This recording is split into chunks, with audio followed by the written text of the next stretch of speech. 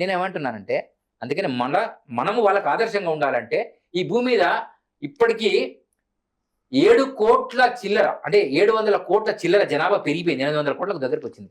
700 కోట్ల టైం ఎప్పుడైతే వస్తుందో వినాశకాలం స్టార్ట్ అవుతుందని చెప్పారు. 700 కోట్ల భూమండలములోన ఏకాంతులు అరుదు అయ్యేనుమా అన్నాడు. నెల్లూరు సీమ అంతా నిర్మాలమయ్యేను దుగ్గిళ్ళ గగ్గాని కమ్మేనుమా అన్నాడు. నెల్లూరు సీమ అంటే ఆంధ్ర తెలంగాణ ప్రాంతాల్లో ఉన్నటువంటి నీటి వరదలతో ఇవన్నీ మునిగిపోతాయి, నిర్మాలమయ్యాను. శ్రీహరికోట నెల్లూరులో ఉంది. అక్కడ మనకు ఇస్రో నడుస్తుంది, మనము ప్రయోగాలు చేస్తున్నాం.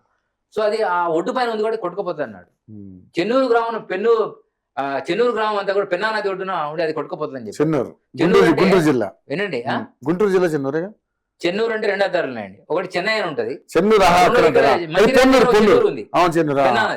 ఇలా పెన్నా నది ఎక్కడ ఉందో మనం ఆలోచన చేసుకోవాలి. పెన్నా నది అంటే తమిళనాడు. ఇదా అలా మన ఆలోచన తీసుకోవాలి. చెన్నూరు అట్లా వస్తుందని చెప్పారు. రేపల్లె దగ్గర ఈత చెట్టు ఒకటి పూజలు అందుకుంటుందని చెప్పాడు.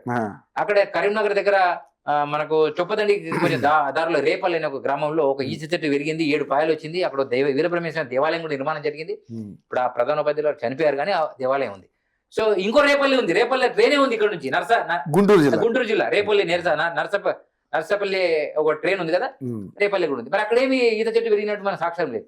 ఇక్కడ మన తెలంగాణ ప్రాంతంలోనే జరిగింది.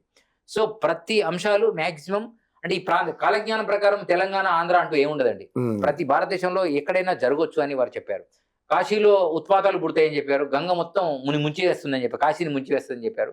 తర్వాత ఉత్తర దేశం లోపల మొన్న ఒక ఉత్పాతాలు వచ్చేసి అందరు కొట్టుకుపోయారు, గతంలో కూడా వచ్చింది. సో ఇవన్నీ జరుగుతాయని వారు కాలజ్ఞానం ప్రకారం చెప్పడం జరిగింది.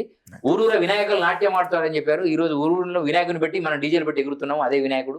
తర్వాత కాళీ అనేటువంటి దాన్ని కేరళకు పంపుతారని చెప్పారు. కాళీ అంటే ఇప్పుడు మన మిజైల్ లో కాళీ ఒకటి వచ్చింది ఈ మధ్య, మిజైల్ చేర్చారు కాళీ. అది చూసిందంటే వేసేయడమే అంటే ఆ పరిస్థితి వచ్చింది, అదే పంపిస్తారని చెప్పారు. ఇట్లా ఫ్యూచర్ లో మన వాళ్ళందరూ కూడా హిందూ ధర్మాన్ని ఆచరిస్తారని చెప్పారు. ఆచరించే పరిస్థితి కూడా వస్తుందని చెప్పారు. ఆచరించకపోతే కూడా ప్రమాదం వీరికే అని చెప్పారు. ఎందుకు చెప్పారంటే 127 దేశాల్లో 57 దేశాలతో పోటీ ఉంటదండి, గుర్తుపెట్టుకోండి. ఈ ఒక్క దేశం లేనితో పోటీ ఎవడు ఉండడు. ఈ చిల్లర మల్లర కొట్లాట జరుగుతాయి. మార్వాడి యుద్ధం, గుజరాత్ యుద్ధం, పాకిస్తాన్ యుద్ధం, ఆఫ్ఘనిస్తాన్ యుద్ధం, తర్వాత ఇదేంటి రోహింగ్యాల యుద్ధం, తర్వాత కుల కొట్లాటలు, ప్రాంత కొట్లాటలు, మత కొట్లాటలు, ఇలాంటి పాండిత్య కొట్లాటలు ఇవన్నీ మన దేశంలో ఉండొచ్చు, మన రాష్ట్రాల్లో ఉండొచ్చు. కానీ మతాల మధ్య యుద్ధంతోనే చనిపోయేటువంటి వాళ్ళు ఎక్కువ ఉంటారు. ఈ మరణోమాలని ఈ యొక్క సునామీల వల్ల ఎక్కువ చాలా మంది చనిపోతారు. ఆహార శుద్ధి ఉండదు.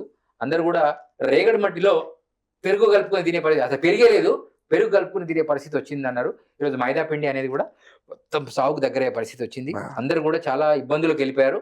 ఒరిజినల్ ఆవును రక్షించుకోవాలి, ఆడపిల్లల సంస్కృతిని రక్షించుకోవాలి, మన సంస్కృతి సాంప్రదాయాలను పూర్తిగా పిల్లలకు అర్థమయ్యే భాషలకు చెప్పాలి. కేవలం గుడికి రమ్మన్నప్పుడు తల్లిదండ్రులు తండ్రి వస్తున్నాడు, పిల్ల కొడుకు కానీ ఎవడు కూడా ఇంటికి రావడం లేదు, వాడు సెల్ ఫోన్ పట్టుకొని కూర్చుంటున్నాడు, వాడికి ఎప్పుడు ఈ ధర్మం అర్థం కాదు. అదే చర్చికి వెళ్ళేవాడు వాళ్ళ కొడుకును పిల్లను చిన్నోడిని కూడా డ్రెస్ వేసుకొని తీసుకుపోతున్నాడు ఆదివారం, వాడికి అర్థం కాకపోయినా బైబిల్ పట్టుకొని. సో వాడికి అంతో ఎంతో ఆ బైబిల్ గురించి అర్థమవుతుంది. మనకి అష్టాదశ పురాణాలు, పంచవేదాలు, ఇంకా పనికి మన శాస్త్రాలు, పురాణాలు ఎవడెవడు అన్ని రాసినవి మన దగ్గర ఉన్నాయి. మనం అందరినీ ఒప్పుకుంటాం కానీ మనది ఎవడు ఒప్పుకునే పరిస్థితి లేదు. కారణం ఏమిటంటే ఇప్పుడు అర్థమయ్యేటట్టు చెప్పే పరిస్థితి పండితులకు రావాలి.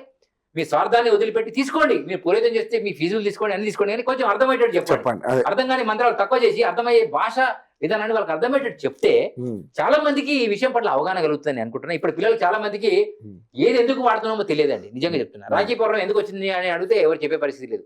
అసలు 26 జనవరి ఏంటిది, 15 ఆగస్టు అంటే చెప్పే పరిస్థితి లేదు. భగవద్గీతలో 700 శ్లోకాలు ఉంటాయి కదండి, 7 శ్లోకాలు చెప్పమంటే చెప్పే పరిస్థితి లేదండి. 21 శ్లోకాలు రామాయణంలో ఉంటాయి, కనీసం ఒక శ్లోకం చెప్పే పరిస్థితి రామాయణంలో ఎవరికి లేదు. వేదంలో ఎన్నో ఉన్నాయి. ఒక్కొక్క వేదం చదవడానికి 6 సంవత్సరాలు పడతాయండి. ఋగ్, యజు, సామ, అథర్వణ, ప్రధాన ప్రణవ వేదాలన్నీ కూడా 30 సంవత్సరాలు చదువుకోవడానికి పోతే వాడు 30 సంవత్సరాల తర్వాత ఏం చదువు, 30 సంవత్సరాల దాకా బీటెక్ అయిపోతుంది. ఆ 30 సంవత్సరాలు అప్పుడు వేదం అయిపోయేది.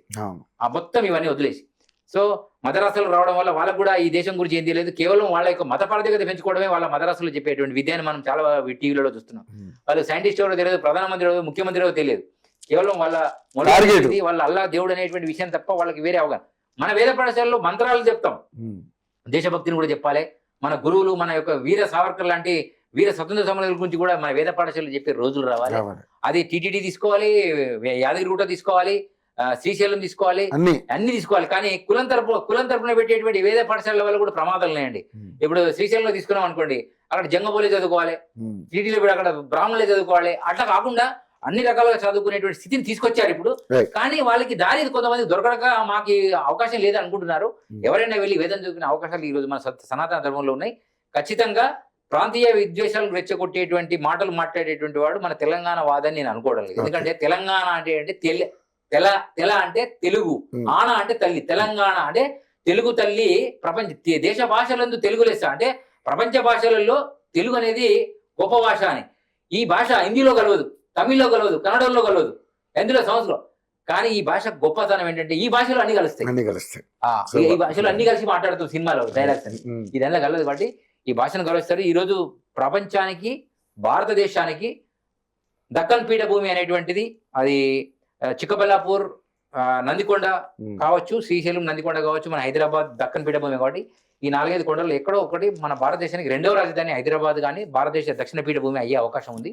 త్వరలో అవకాశం వచ్చిందని ఈ సందర్భంగా నేను తెలియజేస్తూ జై శ్రీరామ్, భారత మాతకి జై, జై గురుదేవ్, హర హర మహాదేవ్, జై బోలో గణపతి మహారాజ్ కి జై.